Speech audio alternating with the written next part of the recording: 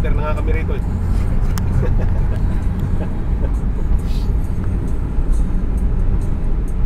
Tiga saan ka? Tiga rito ka sa Tagbilaran? Tiga rito ako sila, Tagbilaran. Dito ako sa Tagbilaran. Noong estudyante pa ako, ang barkada ko taga dito eh, taga Tagbilaran. Kanya lang graduate siya ng PMA. Nag-PMA yun eh. PMA? Oo, PMA yan. Oo. Nasa Air Force yata yan, si Indino, si Abner. Indino, taga rito mga prido na yun, Indino. Indino, Abner Indino. Abner Indino. Baka palay ko, general na yun. Oo. Ito yung prido na yan, Indino. Siya ang champion art sa archery sa PMA noon. Oo. Oo, magaling sa archery. PMA year.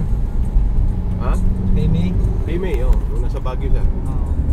Kasi ka-boardmate ko siya nung nasa UP pa kami. UP nila. Tapos transfer siya ng PMA. PMA. PMA siya. Tagbilaran yun. Tagbilaran yung ano siya, mga prido. Oo, pero hindi pa ako nakapunta rito. Indino.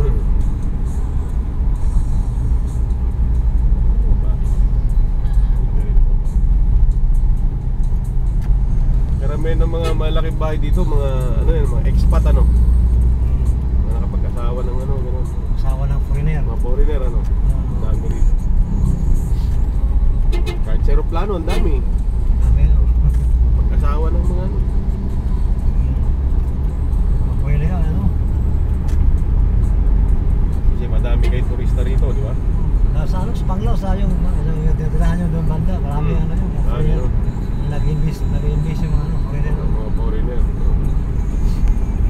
Nakakita sila ng ano eh, ng paradise eh. Oo. Hindi na sila umalis. So next stop to sir is Baclayon. Ito na yung ano, ito na yung Baclayon. Baclayon Church. Oh, Baclayon. Dito nakita. Anong significance niyang Baclayon Church? Ano sir? Anong significance niyan? Significant? Oh, ano ba yan? Lumang simbahan? Luma na yun sir, lumang simbahan. Founded yun sa 1595.